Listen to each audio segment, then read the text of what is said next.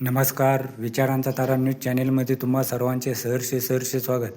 आजच्या तरुणांनी देशसेवेसाठी सामील व्हावे. संजय रेंदाळकर.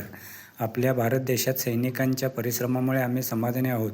ते आमच्यासाठी सीमेवर आपल्या प्राणाची बाजी लावून देशसेवा करत असतात, याचा अभिमान वाटतो. तेव्हा आजच्या तरुणांनी देशसेवेसाठी सामील व्हावे असे उद्गार इचलकरंजी येथील मालती माने महाविद्यालयाचे मुख्याध्यापक संजय रेंदाळकर यांनी कारंजा येथे बोलताना काढले.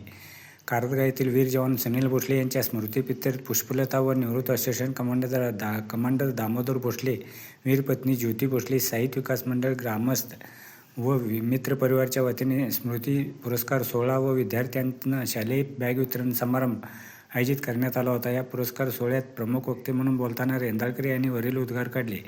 यावेळी अध्यक्षस्थानी माजी जिल्हा पंचायत सदस्या सुमित्रा उगळे या होत्या. पुढे बोलताना रेंदाळकर म्हणाले की आज 15 ऑगस्ट स्वातंत्र्यदिनी भोसले कुटुंबियांनी आपल्या शहीद मुलगा सुनील भोसले यांच्या स्मृतिप्रीत्यर्थ सत्कार्य करणाऱ्या तसेच विद्यार्थ्यांनी आपले भावी आयुष्य उज्ज्वल करण्यासाठी त्यांना स्मृती पुरस्कार देण्याचा समारंभ आयोजित करून सर्वांच्या देशप्रेम जागृत केले आहे. डॉक्टर बाबासाहेब आंबेडकर यांनी शिका, संघटित व्हा आणि संघर्ष करा या 3 गोष्टी सांगितल्या आहेत. त्याचे पालन करून आज तरुणांनी देशसेवेबरोबर आजचा समाज सदृढ व बलशाली बनवण्यासाठी प्रयत्न करणे गरजेचे असल्याचे सांगून वीर जवान सुनील भोसले यांना अभिवादन करून स्वातंत्र्य दिनाच्या शुभेच्छा दिल्या. प्रारंभी वीर जवान सुनील भोसले यांच्या प्रतिमेचे पूजन व दीपप्रज्वलन मान्यवरांच्या हस्ते करण्यात आले. त्यानंतर स्नेहा कांबळे यांच्या देशभक्तीपर गीताने कार्यक्रमाची सुरुवात करण्यात आली. स्वागत प्रास्ताविक व पाहुण्यांचा परिचय अनिल भोसले यांनी करून दिला. यावेळी निवृत्त अध्यापक दिनकर उगळे यांना तसेच कारंजा, ढोणेवाडी, चांदशिरदवाड येथील 10वी-12वीमध्ये यश संपादन केलेल्या विद्यार्थ्यांना वीर जवान सुनील भोसले स्मृती पुरस्कार देऊन गौरविण्यात आले. तसेच उपस्थित मान्यवरांचा सत्कार करण्यात आला. याचबरोबर बेळगाव येथील महेश फाउंडेशनच्या वतीने विद्यार्थ्यांना शालेय साहित्य वाटप करण्यात आले. याप्रसंगी सोनाली खोत, दिनकर उगळे, माजी प्राचार्य त्रिशला कदम, प्राध्यापक डॉक्टर सदाशिव कांबळे, गौरी भोसले, माजी जिल्हा पंचायत सदस्या सुमित्रा उगळे यांनी आपल्या मनोगतातून भोसले कुटुंबियांच्या या आगळ्यावेगळ्या उपक्रमाचे कौतुक करून अशा उपक्रमांची गरज असल्याचे सांगितले. यावेळी माजी अध्यक्ष राजू खिचडे, हाल शुगर संचालक देवाप देवकरी, साहित्य विकास मंडळ अध्यक्ष कुमार हेगडे, बाळासाहेब नाडगे, सुचित बुडके, चिंतामणी पाटील, जयगोंडा पाटील, प्रकाश काशीद, पुष्पलता भोसले, दामोदर भोसले, ज्योती भोसले, राजू माळी, तुकाराम माळी, सुनीता कोगले यांच्यासह शिक्षक, पालक, विद्यार्थी व ग्रामस्थ उपस्थित होते. सूत्रसंचालन मनीषा भोसले व राजू कुराडे यांनी केले. मित्रहो, विचारांचा तारा न्यूज चॅनेलला सबस्क्राईब करून, लाईक करून, शेअर कराविषयी विनंती करतो आणि इथे थांबतो. धन्यवाद. विचारांचा तारा न्यूजसाठी कारंजाहून रामराव बन्नी, बारवाड.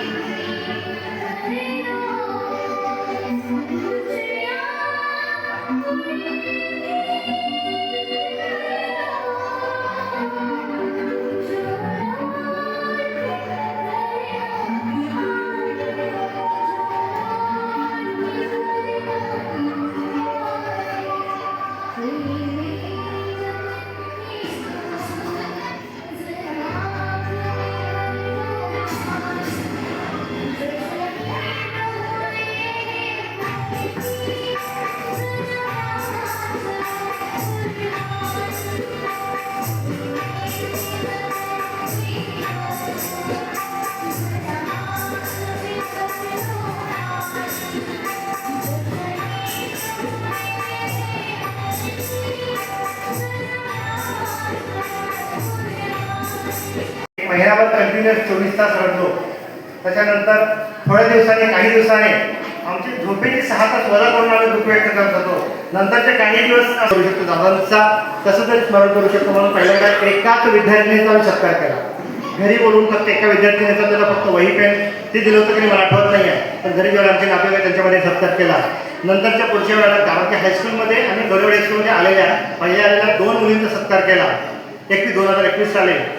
त्याच्यानंतर 3 मुलींचा सत्कार का 2 हायस्कूल, इकडचे 2 हायस्कूल, तेव्हा त्या शाळेत जाऊन गेला. शाळेच्या मदतीला, कारण आपल्याकडे फंड काहीच नव्हते, आम्ही सगळे नोकरी करणार आहोत. 1-2 पगारावरती कुटुंब चालवणार.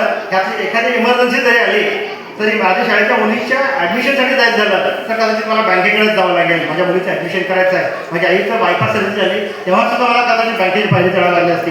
म्हणजे आम्ही हा कार्यक्रम एवढा मोठा घेतोय, म्हणजे खूप काही आम्ही असं आहे असा काही अर्थ नाही आहे. फक्त आम्हाला आमच्यापर्यंत पोहोचवायचं आहे. फक्त मुलांना हेच सांगायचं आहे, जे विद्यार्थी तर बसलेत ना, हे तुमच्या कष्टाचा सन्मान आहे. तुम्ही वर्षभर जे केलं आहे तर तुमच्या कष्टाचा सन्मान आहे. आणि माऊस जे असतं, मसल जे असते, ते पुढच्या तुमच्या कष्टांसाठी गरजेचे असते. या कार्यक्रमाला तुमच्या अंगात मुठभर बास जरी चढलं तरी माझा कार्यक्रम सार्थक झाला, त्याचा अर्थ असा होतो. फक्त त्यासाठी मी प्रत्येक वर्षी जेवढं होईल, फक्त जसं कायझान थेरपी, जपानी थेरपी म्हणतो ना, की कायझान काय, कालच्यापेक्षा आज थोडं बरं, आजच्यापेक्षा उद्या थोडं बरं, असं करत करत हा कार्यक्रम आजपर्यंत द्यायचा आला आहे. या कार्यक्रमात अनेक त्रुटी असतील, त्याला बरंच काय काय राहून गेलं असेल, काही गैरसोय झाल्या असतील. मी पहिल्यांदा सगळ्यांची क्षमा मागतो. वेळेचं नियोजन आम्हाला पाळता येत नाही आलं, ह्या सगळ्या गोष्टी असतील, बरेचसे राहिले असतील. काही जणांना आम्ही कदाचित सगळ्यांना सगळ्यांपर्यंत पोहोचू शकलो नसतो. पण हे सगळं जर राहिलं असलं तरी कार्यक्रमाचा उद्देश लक्षात घ्या, त्या सगळ्या चुका पोटात घ्या आणि आजचा कार्यक्रम आपण वेगळ्या पद्धतीनं करूया. ही माझ्या दादांचा भावासाठी माझ्या शब्दांचा असेल. या कार्यक्रमामध्ये ह्या कार्यक्रमाचं नियोजन साहित्य विकास मंडळ कारंजा यांनी पूर्णपणे केले आहे. कारंजा ग्रामस्थ आणि माझं सगळ्यात 10वीची आमची जी बॅच आहे 91-2091ची, ती सगळी सक्रियपणे यामध्ये केलं. म्हणजे ह्यामध्ये त्यांनी सगळ्यांनी स्वतःची पदवी विसरली. आज सकाळचा त्यांना हातभार दिला किंवा त्यांच्या प्रवासामध्ये बाळाला तुम्ही हे करत राहा असा एक विश्वास त्यांनी थाप त्यांच्या पाठीवर दिली. आणि त्यामुळंच माझ्यासारखी मुलं सुद्धा या स्टेजवर आलेली दिसतात. कारण मला सुद्धा आठवते, माझ्या गल्लीमध्ये आम्हाला मॅडम एक 4 वह्या मिळायच्या. वह्या वाटपाचे कार्यक्रम इचलकरंजीमध्ये मोठ्या प्रमाणावर व्हायचे. आणि त्या कार्यक्रमामध्ये मुलं फार वेळ वाट बघायची, नगरसेवक यायचे आणि मग त्या मुलाला वह्या दिल्यानंतर त्या 4 वह्यामध्ये सुद्धा त्याला विद्यापीठाचा पुरस्कार मिळाल्यासारखं वाटायचं. ही सगळी मुलं मला माहिती आहे की यांना आज काहीतरी या ठिकाणी मदत होते. पण कुटुंबियांचा भाव असा नाही की आम्ही फार काहीतरी मोठं करतोय. त्यांची भावना तेवढी जमिनीवर असलेला जो माणूस असतो त्या पद्धती कृतज्ञतेची आहे. आजच्या या वीर जवान शहीद सुनील भोसले यांच्या स्मृतीनिमित्त दिले जाणारे पुरस्कार आणि काही साहित्य वितरण या निमित्तानं आपण कारंज्यात जमलेलो आहे. खरं तर याच्या अगोदर मी 2-3 वेळा कारंज्याला आलेलो आहे. ते आमचे मित्र प्रतिकिता आहेत. त्यासाठी आपण काहीतरी करू आणि त्याच्यातून काही जे उभं राहणार आहे ते समाजासाठी येत्या काळात खूप वर्षासाठी उभं राहणार आहे. या मुलांच्या आई बाबा आहेत का? या मुलांच्या आई बाबा आले तिथं नाही आले, ठीक आहे. एका दुसऱ्या मुलाच्या असतील, पण मुलं ज्या गोष्टीसाठी आतुर आहेत, बाळाला तुम्हाला तुमचं साहित्य सगळं व्यवस्थित मिळणार आहे. तुम्ही काळजी करू नका. फक्त एक गोष्ट आपण करायला पाहिजे की अनेकांनी सांगितले की दान सत्पात्री असावं. दान सत्पात्री असावं म्हणजे दिलेल्या दानाचं काहीतरी चीज झालं पाहिजे.